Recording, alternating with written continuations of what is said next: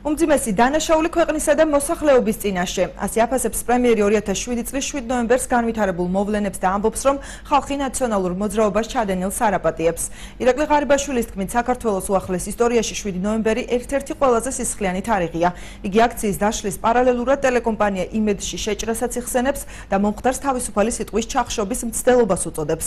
შეგახსენებთ, რომ 2007 წლის 3 ნოემბერს დაწყებული საპროტესტო აქცია ხელისუფლებამ 7 ნოემბერს ცრემსადენი გაზის რეზინის ტყუების წყლის ჭავლისა და ხელკეტების გამოყენებით დაშალა.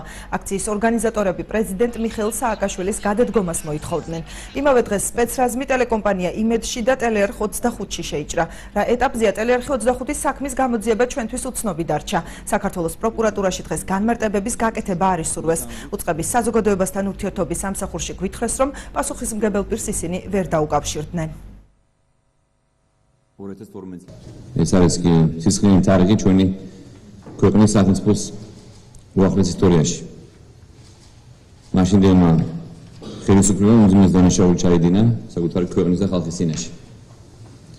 სასტიკად დაარღვია მშვიდობიანი მომიტინგეები, საკუთარი მოქალაქეები და ხოშკათელა, მათი პიროვნული ღირსება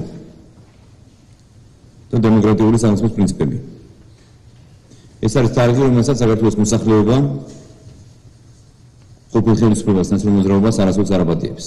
ძალიან კარგია, რომ 7 ნოემბერი შევახსოვთ საქართველოში, როგორც ძალიან მძიმე დღე და ამის შესახებ საუბრობს პრემიერ-მინისტრი, თუმცა მე ვისურვებდი ამის შესახებ განცხადება გაეკეთებინა პროკურატურა, საგამოძიებო უწყებებს და საბოლოოდ გაერკვიათ რა მოხდა მაშინ ტელეიმედში და 25 არხში. თუ კი ტელეიმედის საქმის ასე თუ ისე თანდათან ათელი ეფინება, სასამართლო პროცესი ამ მიმართულებით მიმდინარეობს, ტელეარხი 25-ის შემთხვევაში საგამოძიებო უწყება, როგორც თავიდან ახლაც დღემდეც დუმს და ჯერჯერობით პასუხები არ მიგვიღია.